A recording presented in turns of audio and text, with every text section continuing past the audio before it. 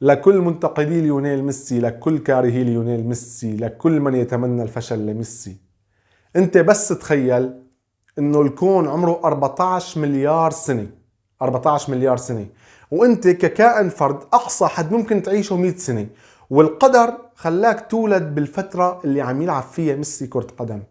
انه شو بدك حظ اكثر من هيك؟ لك شو بدك حظ اكثر من هيك يا ابن الحلال؟ لك استمتع فيه. لك حاجة تصح لي ركلات جزاء وحظ وتحكيم ودفع له كم ورقة. لك صياحك ما راح يفيدك، ما راح يفيدك. اذا راح يتوج بكأس العالم راح يتوج غصب عنك، انت عم بتصيح وانت ما عم بتصيح. لك وقف بس هيك تأمل، لك طلع عليه بنظرة حيادية، لا تطلع عليه بنظرة الخصم، راح تعرف قديش هذا الكائن استثنائي. لك بس استمتع.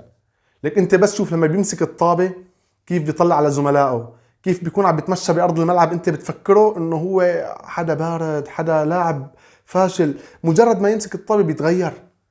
لك عنده 15 عين. لك بكونوا 80 ألف حدا بالملعب عم يتفرج على المباراة، عم يشوف اللعبة، ما بيتوقع الاسيست اللي ممكن يعطيه ميسي هيك هيك، لا ما بتعرف كيف.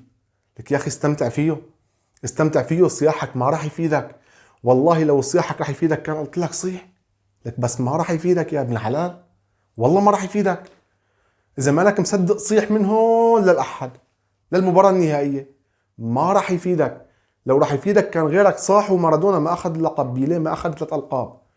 استمتع، ولك استمتع.